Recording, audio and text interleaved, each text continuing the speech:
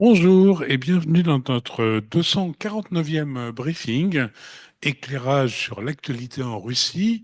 Alors, on va être en duo aujourd'hui avec Igor qui va assumer lui seul l'essentiel de toute cette actualité internationale et diplomatique. Voilà, et je vous le rappellerai à la fin du briefing, mais vous pouvez le renoter déjà que nous allons avoir une petite pause pendant ces longs ponts de mai. Et donc, nous nous retrouverons le lundi 12 mai, voilà, pour un briefing un peu plus complet. Je pense qu'Arnaud sera là également, bon, pour nous dire ce qui sera passé pendant ces fêtes, également du point de vue économique et politique intérieur. Sachant que s'il se passait vraiment quelque chose d'extraordinaire, signature d'un accord de paix ou une chose comme ça, on reprendrait bien sûr la parole immédiatement pour commenter tout ça. Voilà, donc nous nous souhaitons des bonnes nouvelles, mais on verra bien ce qui se passe. Donc, sans plus attendre, on va passer la parole à Igor. Je crois que l'actualité a été particulièrement dense, notamment avec ce qui s'est passé à Rome, mais pas seulement. Donc, ces rencontres au sommet en marge de l'enterrement du pape, et mais aussi d'autres nouvelles qui sont sans doute passionnantes. Donc, Igor, nous t'écoutons. Merci, Président. Bonjour à tous. Effectivement, depuis notre dernier briefing de jeudi, il s'est passé beaucoup de choses, puisqu'on a eu principalement trois gros sujets d'actualité. Évidemment, les pourparlers de paix et rencontres qui se sont tenues en marge des obsèques du pape François à Rome et dans le sillage du sommet de Londres, qui n'a pas eu lieu au niveau escompté, mais qui en fait a quand même eu lieu à un niveau, au niveau des équipes techniques, j'y reviendrai. Il y a eu, deuxième gros sujet, les annonces autour de la région de Koursk et la reconnaissance par la Russie et par la Corée du Nord de l'implication de combattants nord-coréens dans la bataille pour la reprise du contrôle de Koursk par les Russes. Et troisième sujet, c'est l'assassinat d'un nouveau haut responsable militaire russe. Je vais y revenir là aussi. Alors, je vais commencer par Koursk, que lors de son rapport à Vladimir Poutine, le chef d'état-major russe, Gerasimov, a annoncé le 26 avril que les dernières forces ukrainiennes étaient donc expulsées ou en voie d'être expulsées de la région de Koursk et que dans le contexte des combats, eh bien, les combattants russes se sont battus aux côtés, épaule contre épaule, hein, c'est son expression, hein, côte à côte, avec les combattants nord-coréens. Et c'est donc la première reconnaissance officielle par la Russie, à laquelle fait suite ensuite une reconnaissance officielle par la Corée du Nord de l'implication de combattants nord-coréens à Koursk. Alors, c'est assez intéressant, puisqu'on en a pu en parler depuis qu'il y a des rumeurs sur la présence de combattants nord-coréens à Koursk. On avait donc pu aborder ce sujet-là et on vous avait expliqué que c'était un cas de figure assez intéressant parce que euh, cette guerre est quand même largement documentée. Il y a des vidéos, pléthore de vidéos par drone, de nombreux combattants qui se filment avec des GoPro dans les tranchées, les correspondants de guerre, les Wayenkorps, etc. Et curieusement, sur les Nord-Coréens, en réalité, il y avait très très peu d'informations, très peu d'images, pratiquement pas. Il y a eu un ou deux canulars, ou en tout cas éléments montés pour expliquer que des combattants nord-coréens avaient été faits prisonniers, mais en fait, il s'avérait après coup que c'était pas des Nord-Coréens, c'était des bourriates. Bon, bref, mais finalement très peu d'éléments documentés, mais finalement leur présence évidemment a été validée. Alors, quelle est la communication qui est organisée autour de cette nouvelle? Eh bien, les Russes comme les Nord-Coréens mettent en avant évidemment le traité bilatéral signé en juin 2024, il y a bientôt un an. On vous en avait parlé à l'époque, qui comporte une clause dans son article 4 d'assistance militaire mutuelle en cas de conflit, d'agression ou de guerre. Et donc, les Nord-Coréens comme les Russes mettent en avant l'activation de cette clause, de cet article 4 de ce traité bilatéral, pour justifier de la présence de troupes nord-coréennes dans la région de Koursk. Je rappelle que la région de Koursk a été le terrain d'une incursion ukrainienne, ce qu'on a appelé l'incursion ukrainienne, à partir du mois d'août 2024, donc quelques semaines après la signature de ce traité. Et d'ailleurs, je crois qu'on en parlait la semaine dernière, c'était une des questions d'un des auditeurs. Vladimir Poutine a signé le document, paraphé le document qui lui-même a été ratifié par le Parlement russe la semaine dernière. Donc je dirais que le timing était assez à propos. Alors, il y a eu de la communication aussi de la part du ministère de la Défense autour je l'ai dit, de l'implication de ces combattants, notamment des vidéos qui ont été diffusées de leur formation en Russie avant de de les envoyer dans la zone. Alors non pas de l'opération spéciale, puisque dans la zone de course, je rappelle que techniquement ce n'est pas une opération spéciale, c'est une opération antiterroriste. Donc avant d'être déployés dans la zone de course, les correspondants de guerre ont aussi comment dirais-je, glosé un petit peu et commenté cette implication des combattants nord-coréens, notamment Alexandre Kotz, qui est un des grands, comment dirais-je, grand par le nombre de souscripteurs à son canal Telegram, un des grands correspondants de guerre, et qui expliquait que, évidemment, ces combattants nord-coréens, dont on ne connaît pas le nombre, ont été d'abord entraînés sur des polygones en Russie pour se familiariser avec le matériel militaire, avec l'environnement aussi, qui est différent de chez eux, bien évidemment et avec le contexte général dans lequel ils se préparaient à se déployer. Puis ils ont été progressivement injectés sur le champ de bataille de Koursk, d'abord en quatrième ou troisième échelon, c'est-à-dire plutôt à l'arrière pour des missions de logistique ou de soutien, puis en deuxième échelon, et puis finalement, au fur et à mesure qu'ils prenaient de l'expérience et se familiarisaient avec le matériel et puis comment dirais-je, la coordination avec les Russes, eh bien, ils ont été envoyés sur des missions d'assaut et ce qui a soulevé la question, enfin, qu'on en avait parlé d'ailleurs dans des séances précédentes, de comment tous ces gens communiquent entre eux, puisque si on parle d'un groupe de quelques dizaines de Nord-Coréens, c'est une chose, on peut imaginer qu'on peut trouver des russophones, admettons-le, mais si jamais on parle de 10 ou 12 000 combattants nord-coréens, comme les médias anglo-saxons et ukrainiens l'ont annoncé pendant très longtemps, vous comprenez bien qu'on aurait du mal à trouver 10 ou 12 000 russophones quand même. Donc, ça suppose qu'il y a des gens qui transmettent les ordres. Bref, ça suppose une couche supplémentaire dans la coordination et ça peut évidemment compliquer un petit peu les choses. Néanmoins, on a du mal à évaluer aujourd'hui l'efficacité de l'implication de ces combattants sur le champ de bataille. À ce stade, ça reste quand même assez difficile à évaluer. Tout ce qu'on peut dire, c'est qu'au-delà de l'obstacle de la langue, les Russes ont quand même une expérience à mettre à leur actif en matière de coordination de forces étrangères parlant différentes langues et avec une culture plus ou moins, on va dire, propre, qui est celle qui a été accumulée en Syrie en 2015-2016, lorsque les Russes, en étant venus au secours de Bachar el-Assad, ont coordonné les opérations avec le Hezbollah, les milices chiites, l'armée syrienne. Ça fait beaucoup de monde, des gens qui ne se parlent pas forcément, comment dirais-je, tous la même langue ou qui n'ont pas forcément tous la même expérience du combat. En tout cas, il y avait là une première expérience sur laquelle ils ont certainement dû capitaliser pour la mettre ensuite à profit pour cette phase de combat avec les Nord-Coréens.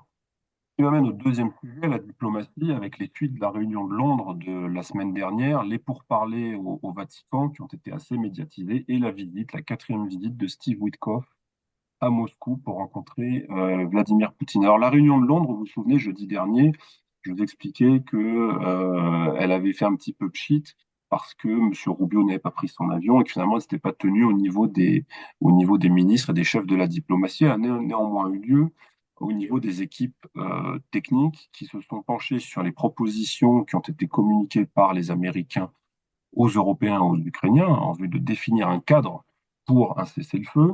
Et il est sorti de la réunion de Londres une contre-proposition, un document donc élaboré par les Ukrainiens, les Français, les Britanniques, les Allemands, contre-proposition donc à l'offre américaine. L'offre américaine qui est présentée comme étant final offer, c'est-à-dire à prendre ou à laisser, dernière proposition avant fin des négociations en quelque sorte. Alors, les documents ont été fuités par Reuters, qui en a reproduit, j'allais dire, la trame sur son site en fin de semaine dernière. Et c'est intéressant d'avoir une lecture croisée des deux documents, puisque on retrouve en gros les mêmes thèmes, l'objectif, premièrement, de ce document, deuxièmement, le thème des garanties de sécurité pour l'Ukraine, qui est un thème récurrent, troisièmement, les questions territoriales, et quatrièmement, des considérations économiques. En gros, c'est les quatre parties de ce document qui est très court, c'est sous forme de bullet point en quelque sorte.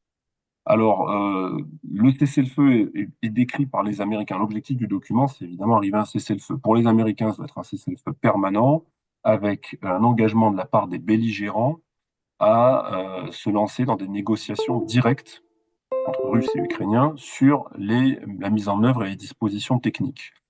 Les Européens vont un petit peu plus loin dans le phrasé, puisqu'ils parlent d'un cessez-le-feu qui serait réalisé sous l'égide des États-Unis et avec le soutien de pays tiers, un cessez-le-feu inconditionnel et total qui porterait sur les opérations sur terre, évidemment, mais aussi dans les airs et en mer, avec les belligérants, là aussi, qui s'engagent à tout de suite, comment dirais-je, nouer des discussions avec la participation des États-Unis, tel que c'est indiqué dans le texte, et des pays européens. Donc là, on voit vraiment que les Européens cherchent à raccrocher les États-Unis au processus, d'une part, et d'autre part, s'inclut aussi dans le processus, puisqu'il est nommément indiqué dans le texte tel qu'il a été reproduit par Reuters, tout du moins, que les pays européens ont vocation à faire partie des pourparlers. Sur les garanties de sécurité, alors les Américains sont très nébuleux, on peut le comprendre, hein, vu, comment dirais-je, l'attitude générale de Trump à cet égard-là.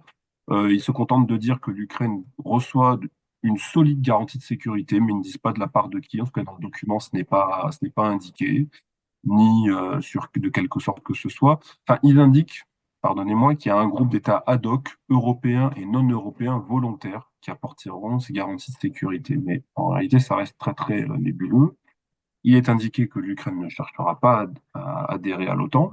Et enfin, ce document américain évoque aussi le fait que l'Ukraine pourra poursuivre le processus, pourra s'engager dans un processus d'adhésion à l'Union européenne.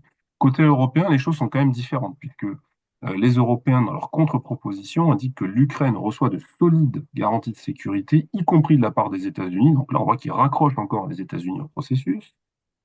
Il est précisé, d'après ce que Reuters reproduit, que ce sont des garanties de sécurité de type article 5 de la Charte de l'Atlantique Nord, document fondateur de l'OTAN.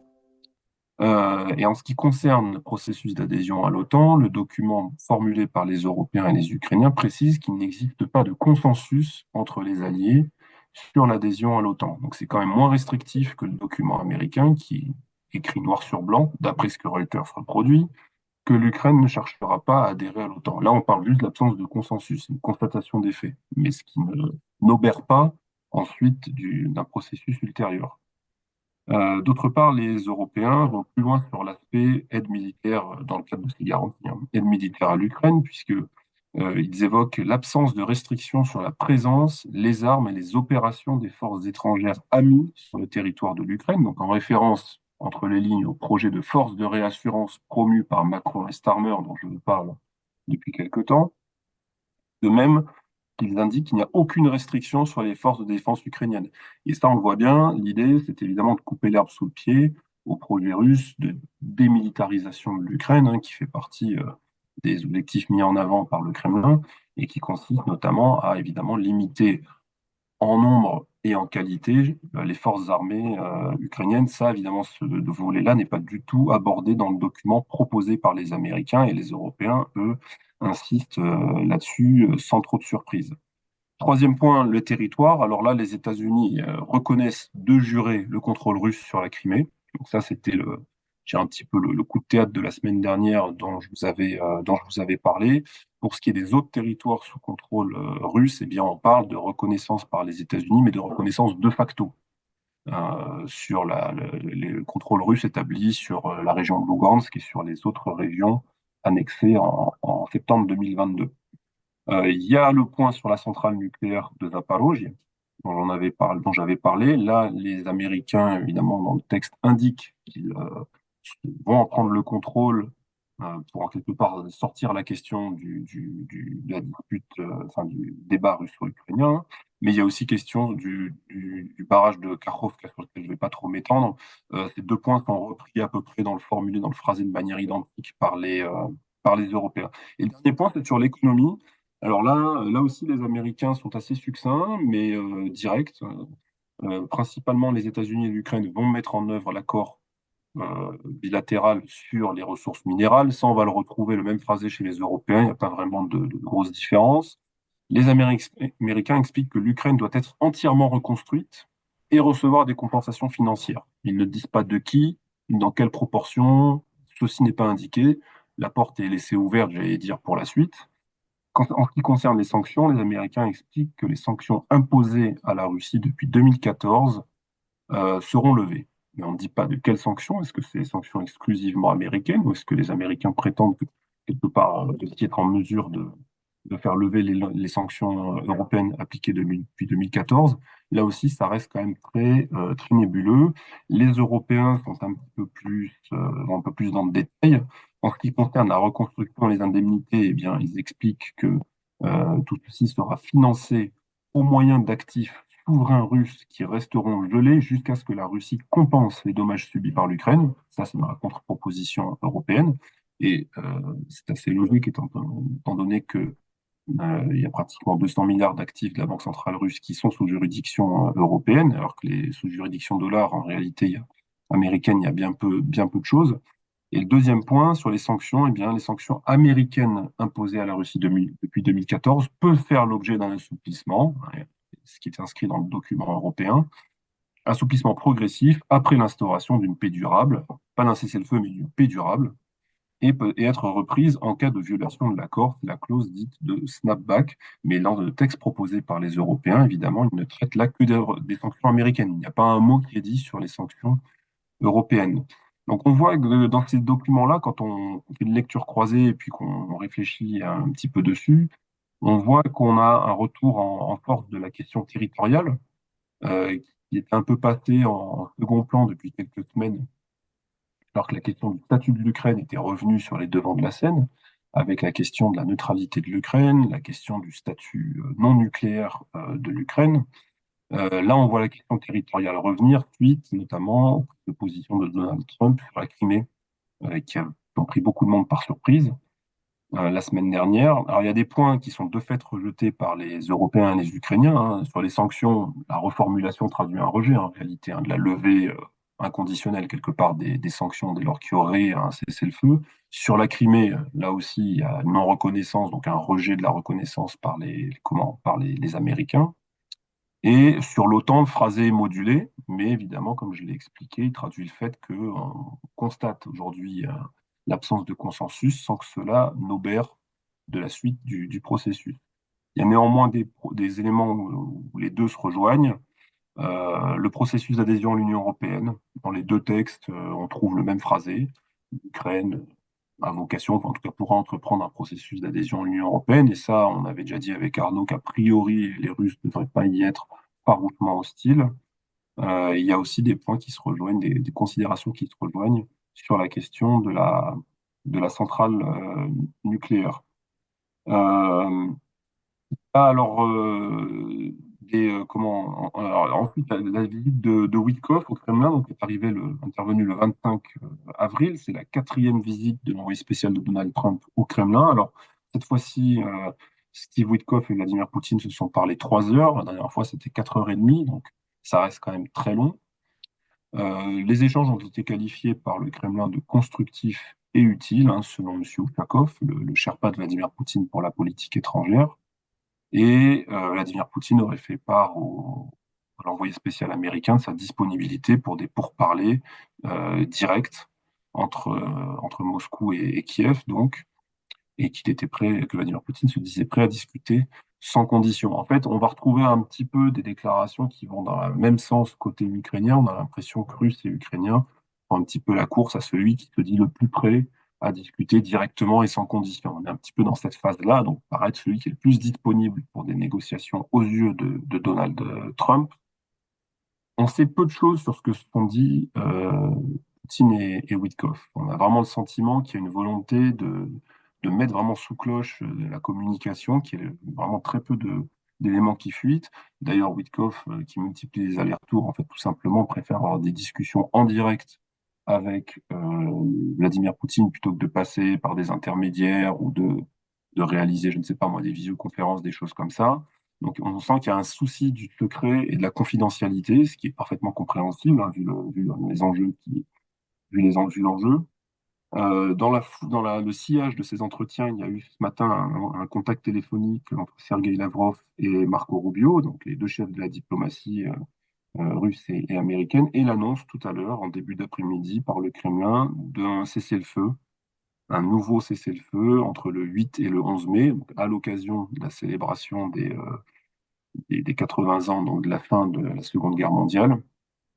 Vladimir Poutine saisit un peu cette occasion-là, ce contexte, hein, pour proposer un nouveau cessez-le-feu. Je rappelle que sur la place rouge, il devrait y avoir une quinzaine de chefs d'État et de gouvernement étrangers qui vont venir assister aux 80 ans, donc au défilé sur la place rouge, dont Xi Jinping, dont le président Lula, mais aussi certains chefs d'État africains qui vont venir, M. Vučić de Serbie, des chefs d'État d'Asie centrale. Donc, il y aura quand même du monde. Et donc, c'est l'occasion, là aussi, dans cet état d'esprit que je décrivais juste avant, de se montrer le plus disponible à faire la paix aux yeux de Donald Trump, et bien en faisant ce geste-là, comment dirais-je, de faire un geste concret. Alors, au Vatican, je n'en ai pas parlé pour l'instant, parce que là aussi, outre la médiatisation de l'entretien entre Volodymyr Zelensky et Donald Trump en marge des obsèques du pape François, on sait très peu de choses sur ce que se sont dit les deux hommes.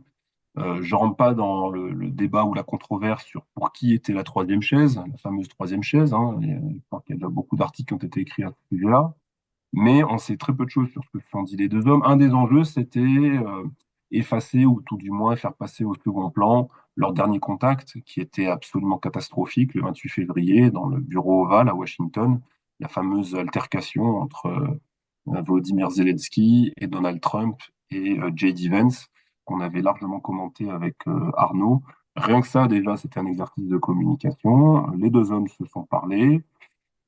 Suite à quoi, on a eu quelques déclarations de Volodymyr Zelensky, notamment retranscrites par Bloomberg, et qui concernent la Crimée, puisque le président ukrainien, selon Bloomberg, a eu des déclarations dans lesquelles il explique qu'il n'y aura pas assez d'armes pour reprendre la Crimée militairement, et qui font écho à des déclarations qu'il a tenues l'an dernier, hein, sur le fait qu'il n'allait pas sacrifier la vie de plusieurs milliers de ses concitoyens pour reprendre la péninsule.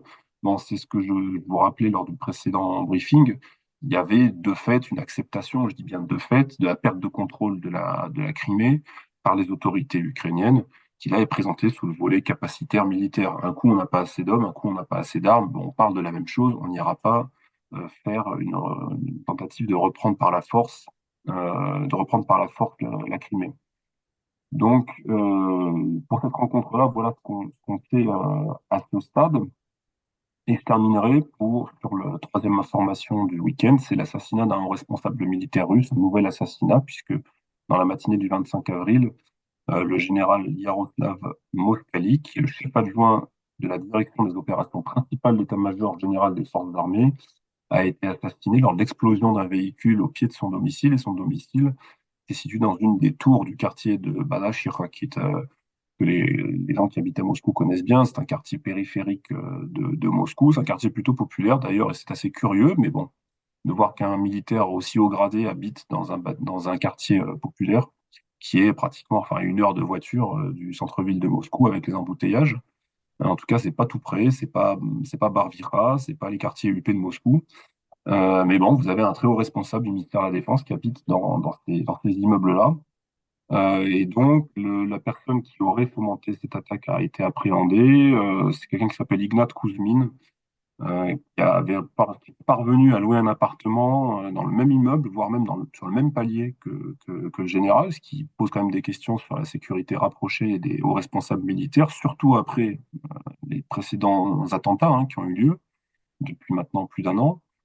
C'est quelqu'un qui est natif de la région de Soumy en Ukraine et qui est arrivé en Russie depuis plusieurs années et qui se serait vu promettre, selon les enquêteurs, pratiquement 20 000 dollars de la part de ses curateurs ukrainiens, ou ceux qui sont présentés comme étant ces curateurs ukrainiens par les enquêteurs, et qui a donc été arrêté et qui va être jugé très très rapidement. Voilà, de manière synthétique, ce qu'il fallait, à mon avis, retenir de ces 3-4 derniers jours, Président. Merci. Eh ben, on a des questions sur pratiquement tous les sujets, sauf le dernier. Alors, j'ai lu quelque part qu'effectivement, à Balaguerra, l'ensemble des immeubles appartenaient en fait à l'armée. Il y a beaucoup de retraités de l'armée qui sont là-bas. Donc, on peut imaginer que c'est plus, il a dû obtenir un appartement il y a un moment et qui lui convenait probablement. Voilà.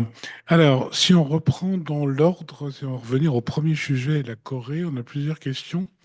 Est-ce que le fait d'officialiser l'intervention coréenne, c'est pas une certaine façon une internationalisation du conflit? Et est-ce que ça, du coup, pour les Russes, est-ce que c'est pas compliqué de, de refuser, enfin d'avoir un parallèle si des pays voulaient soutenir l'Ukraine de la même façon que la Corée soutient la Russie? Est-ce qu'il n'y a pas un risque ou de communication ou autre de ce point de vue-là? Alors, je vais répondre, mais alors juste pour sur le haut gradé, enfin, alors c'est possible que l'ensemble d'immeubles ou que l'immeuble en question appartienne à l'armée. Je suis pas allé, j'ai pas vu passer l'information, mais alors dans ce cas-là, c'est encore plus curieux que le bonhomme ait pu trouver un appartement à louer dans cet ensemble d'immeubles, dans cet immeuble qui serait supposé appartenir à l'armée. Parce que alors là, ce serait alors soit une faille de sécurité magistrale. Tout s'achète. Voilà, non, mais enfin voilà, enfin, ce serait encore plus alarmant, mais c'est possible. Enfin, comment dire, le patrimoine immobilier de l'armée est immense hein, en Russie, comme chacun sait. Et donc, c'est tout à fait une pratique courante d'avoir des logements pour les hauts responsables. Mais d'ailleurs, à Balachir, c'est assez intéressant qu'ils aient choisi là-bas de faire, mais pourquoi pas. Euh, donc oui, sur l'internationalisation. Ben, alors bon, là, oui, c'est possible que ce soit un risque. Enfin, est-ce que c'est d'ailleurs perçu comme un risque par les Russes? Je ne sais pas, puisque de fait, cette assistance c'est substantiel hein, des Occidentaux à l'Ukraine, elle court depuis le premier jour et même avant le déclenchement de l'opération spéciale, puisqu'il y avait déjà des choses qui étaient en cours avant. Trump a rappelé encore les javelins qu'il avait livrés aux Ukrainiens donc les missiles anti-char javelin lors de son premier mandat. D'ailleurs, quand on reprend enfin ces tweets, l'équivalent de ces tweets de cette semaine, de ce week-end, hein, il continue d'envisager, en tout cas dans la communication, toute cette affaire à travers l'angle Obama-Biden, hein, qui sont ces bêtes noires. On a l'impression que ce sont ses pires ennemis en quelque sorte, en disant que c'est leur faute et que si jamais lui avait été président, cette horrible guerre, comme il l'appelle, n'aurait jamais eu lieu et que c'est eux qui ont laissé faire. Et de même sur la Crimée dans sa communication, toute l'affaire est de dire mais il faut arrêter avec la Crimée. C'est Obama qui a laissé les Russes prendre la Crimée sans un coup de feu. Enfin, il retourne sans arrêt, etc., autour d'Obama et de Biden. Sur l'assistance, je pense pas que ça soit vraiment le fond du problème, parce que de fait, elle a lieu avec ou sans les Nord-Coréens. Et le fait de se priver de l'aide nord-coréenne ne va pas faire que l'assistance occidentale va se réduire pour les Ukrainiens. Donc je pense que de tous les cas, dans la façon dont les Russes envisagent la chose, ça n'a pas réellement, à mon avis, pesé. Alors, sur le plan opérationnel, on nous demande si, alors sans être intégré comme l'OTAN, et le fait qu'il y ait quand même des exercices conjoints entre les armées russes et non pas seulement nord-coréennes, mais d'autres armées également, est-ce que ça n'a pas été déjà une première préparation sur des activités conjointes? Possiblement. Après, il faut pas oublier que les Nord-Coréens utilisent beaucoup de matériel de manufacture ex-soviétique et qui sont donc assez rodés déjà à l'emploi de ce matériel-là. Euh, il y a une tradition, à mon avis, qui est héritée depuis des décennies d'organisation probablement à la soviétique, on va dire, hein, de commandement, etc. Donc je pense que culturellement, il y avait certainement des choses évidemment à apprendre et à, comment dirais-je, à échanger, mais il y avait un fond qui déjà, à mon avis, se prêtait pas trop mal à la coopération. Euh, il faut aussi voir dans le signal qui est envoyé suite à cette annonce de part et d'autre, c'est que les Russes expliquent qu'ils se laissent désormais la possibilité, le moment venu, si jamais un contexte international s'y prête, de renvoyer l'ascenseur aux Nord-Coréens. C'est-à-dire, si jamais il y avait une guerre dans laquelle serait impliquée la Corée du Nord, eh bien, en vertu de cet accord bilatéral, les Russes ont déjà fait comprendre qu'ils se réservaient la possibilité, évidemment, d'honorer les engagements et d'envoyer du monde a priori donc dans la péninsule coréenne. Et donc c'est un signal envoyé en gros à la Corée du Sud, aussi à la Chine, hein, entre les lignes, et aux États-Unis par effet ricochet, puisque les États-Unis sont alliés de la Corée du Sud. Et je rappelle qu'il y a pratiquement 20 000 ou 25 000 soldats américains déployés en Corée du Sud. Donc c'est un moyen aussi de s'aménager un levier potentiel sur fond de négociations avec Trump pour mettre un terme au conflit en Ukraine.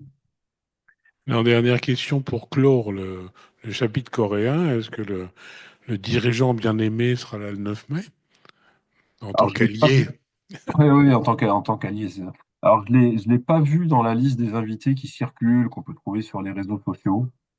Je pense que son train blindé va pas arriver jusque là-bas. Donc, bon, à mon avis, on le verra. A priori, il n'est pas attendu sur la place rouge le 9 mai. Passons maintenant à tout ce qui est donc plus les négociations et ce qui est sur la table plus ou moins.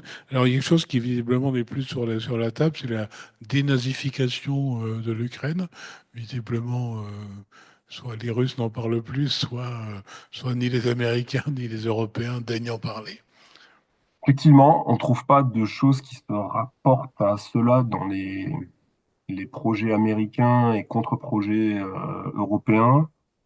Je pense que ça a été réduit à la portion congrue, c'est-à-dire que ça se raccroche au calendrier électoral, c'est-à-dire que, qui n'est pas évoqué d'ailleurs dans les documents, mais qui était un sujet de discussion depuis plusieurs semaines, depuis que notamment Trump explique que Zelensky n'est plus légitime, etc., etc. On en avait parlé. Bon, en tout cas, il y a manifestement un calendrier électoral qui semble se mettre en place, puisque en Ukraine, il y a un certain nombre de dispositions qui sont prises en vue de la tenue d'élections à la sortie de l'été, à l'automne prochain. Je rappelle que la première étape, c'est évidemment un cessez-le-feu, puisqu'on ne va pas organiser d'élections alors qu'il y a des combats. Un cessez-le-feu qui tient suffisamment le coup, et ensuite la tenue d'élections qui permettent d'avoir de nouvelles autorités en Ukraine, ou la reconduction des autorités actuelles, ça on n'en sait rien, pour ensuite avoir des autorités, on va dire légitimes, entre guillemets, pour signer l'accord dans ces conditions-là. Quand je dis légitime, c'est bon, aux yeux des Russes, c'est évidemment que c'est une question. Pour les Américains, visiblement, ça l'est devenu de plus en plus. Mais c'est surtout pour qu'il n'y ait pas de, comment dirais-je, de controverse a posteriori sur qui a signé le papier, dans quelles conditions. À l'époque, il n'était pas légitime parce que pas élu, etc., etc. Enfin, se prémunir autant que faire se peut à l'égard de ce type comment dirais-je, de procès à l'avenir. Donc ça, c'est la portion congrue. Ensuite, le deuxième étage, je pense, c'est toutes les lois que les Russes critiquent et dénoncent, qui ont été prises contre la langue russe, par exemple, ou pour la réhabilitation de certains personnages historiques très, très controversés. Donc je pense que ça, c'est la deuxième étage, mais ça, à mon avis, ça ne pourrait intervenir, si ça intervient, que dans la deuxième ou troisième temps, en tout cas après ce cycle électoral que j'évoquais. Oui, justement, on avait cette question. Qui pourrait signer un cessez-le-feu pour l'Ukraine et pour la Russie? Poutine et Zelensky à la même table, sur la même photo? Alors, ça peut poser problème. Bon, pour les Russes, ça pose problème parce qu'ils ne considèrent pas Zelensky comme légitime, donc confère ma réponse d'avant. Pour les Ukrainiens, ça pose problème parce qu'il y a ce oukase de Zelensky qui rend illégale toute négociation avec Vladimir Poutine, signée par Zelensky en septembre 2022. Donc là, il y a quand même un obstacle sur la route. Mais les deux, enfin en tout cas Zelensky, depuis maintenant quelques semaines, répète régulièrement qu'il est prêt à des négociations, il l'a redit ce week-end, hein, immédiatement, sans, comment dirais-je, sans condition, avec n'importe qui et où que ce soit. Bon. Et côté Kremlin, on a un peu le même son de cloche. Donc, en tout cas, dans la communication et dans le signal qu'on veut envoyer, on se dit prêt à négocier avec à peu près n'importe qui, n'importe comment. Maintenant, sur le fond, je doute que côté russe, il y ait beaucoup d'évolution sur, comment dirais-je, les principaux points clés, considérés comme clés par les Russes. La neutralité de l'Ukraine, la démilitarisation, c'est vrai que la dénazification, on en parle un peu moins, et le fait que les territoires resteront sous contrôle russe. Bon. Même si dans le signalement qu'on envoie, évidemment, tout ceci paraît beaucoup plus, comment dirais-je, optimiste hein, sur la possibilité de négociation, la possibilité d'arriver à quelque chose. On a quand même dans la communication qui arrive depuis le Kremlin et ailleurs, même depuis le MID, hein, on voit quand même que les choses évoluent depuis quelques jours. Mais sur le fond, je doute que les choses aient grandement évolué. Alors, il y a une question intéressante, c'est celle sur la reconstruction de l'Ukraine. Parce que si on regarde le tableau actuel, alors si on accepte le, le système énergétique ukrainien, qui a été touché sur tout le territoire, l'ensemble des zones détruites est essentiellement dans les zones occupées. Donc la reconstruction, on peut imaginer, par nature, incombera aux nouveaux occupants russes. Donc ces frais de reconstruction ne concerneront finalement qu'une toute petite partie des dommages. Alors, c'est vrai vu la nature des combats, l'essentiel des destructions sont dans les zones qui ont été le lieu des combats et qui sont les zones sous contrôle russe, puisque les Russes ont avancé.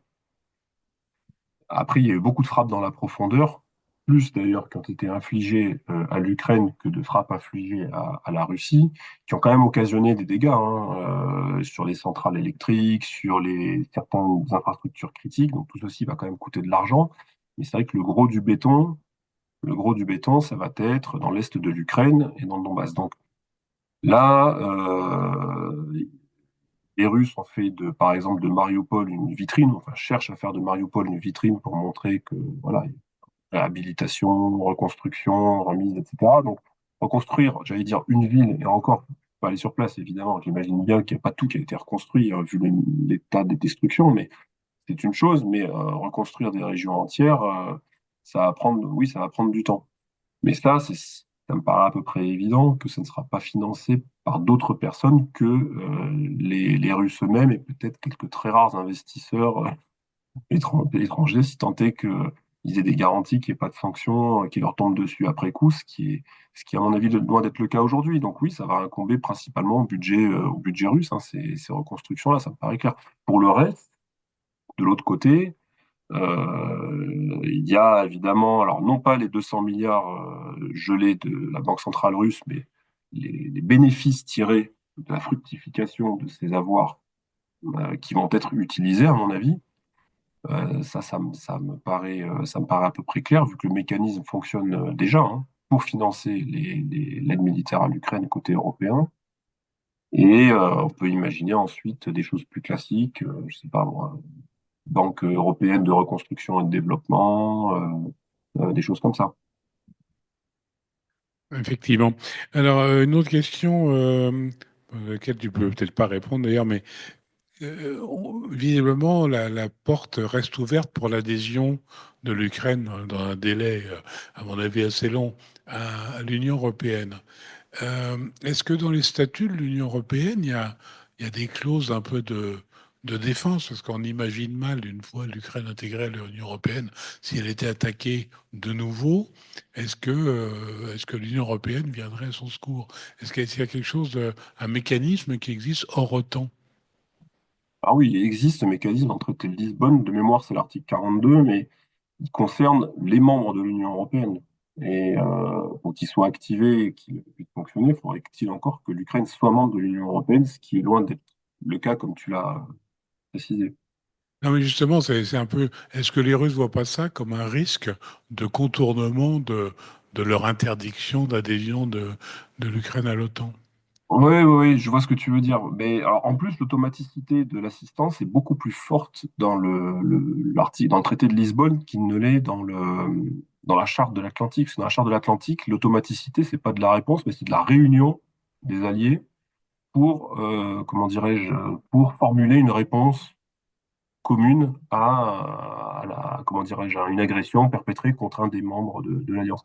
Alors, dans l'article 42, j'ai plus le phrasé exact, mais c'est quelque chose qui est beaucoup plus automatique, mais sur la réponse à apporter et pas sur le mécanisme qui doit produire la réponse, si vous voulez. Donc, en réalité, c'est plus contraignant. Maintenant, la perception côté russe, probablement que la dangerosité de l'Union européenne en tant qu'acteur sécuritaire a été réévalué à la hausse depuis février 2022, vu l'assistance militaire apportée individuellement par les membres de l'Union européenne à l'Ukraine. Mais probablement que l'OTAN, en tant qu'entité militaire, alliance militaire par nature, et puis longévité depuis 60 ans, etc., reste quand même, à mon avis, quelque chose qui conserve un niveau de menace probablement plus élevé.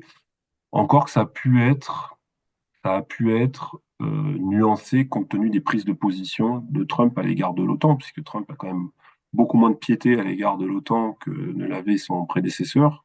Alors évidemment que ça pose des questions sur la robustesse de l'article 5, sur ce que seraient prêts à faire les Américains en cas de crise dans les pays baltes ou ailleurs, mais il n'en demeure pas moins que je pense que l'Union européenne en tant qu'acteur sécuritaire reste en dessous de l'OTAN, mais dans les capacités, elle peut quand même faire des choses, elle l'a démontré, et ça a dû donc voilà, rehausser dans ce calcul-là la place de l'Union européenne. Maintenant, sur l'automaticité du l'article 42 du traité de Lisbonne, je sais pas.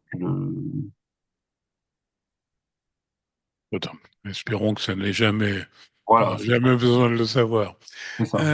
On va finir ce briefing avec cette question courte. Le patriarche Kirill n'était pas aux funérailles de François. Pourquoi?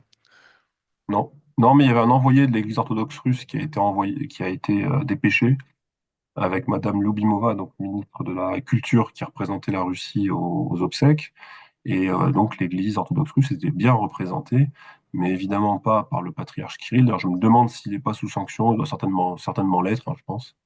Donc c'est même pas certain qu'il aurait pu se déplacer. Mais l'Église était représentée. J'ai plus le nom du métropolite, je crois que c'est un métropolite Anthony, je crois, enfin quelqu'un qui s'occupe de des relations extérieures de l'Église orthodoxe russe. Très bien. Et on avait eu des réactions du Vatican sur le niveau de représentation de la Russie avec la ministre de la Culture. Ça leur semblait suffisant. Alors, j'en ai pas vu passer, mais il y a dû probablement y en avoir. Mais il s'est passé beaucoup de choses au Vatican ce jour-là. Bon, il y a eu les obsèques, évidemment, il y a eu l'entrevue sur les chaises de Zelensky et de Trump, mais il y a aussi eu un nouveau tour de discussion discrète entre les Iraniens, les Omanais, les Américains, tout ceci, le 26, hein, il s'est passé beaucoup de choses le 26 au Vatican. Très bien. Merci infiniment, Igor. Eh bien, il me reste à te souhaiter des bonnes fêtes de mai. Et je les souhaite également à tous nos auditeurs. Donc, profitez de ce temps pour vous reposer, renouer les liens familiaux, amicaux, faire des barbecues, vous promener, aller dans les musées, faire des choses intéressantes et passionnantes. Penser à autre chose qu'à la guerre, peut-être. Voilà. Et nous nous retrouvons donc le 12, lundi 12, voilà, avec nos deux experts qui nous diront ce qui sera passé pendant ces 2 semaines. Voilà, d'ici là, bien entendu, la CCI Françaisie se tient à vos côtés. Tenez bon.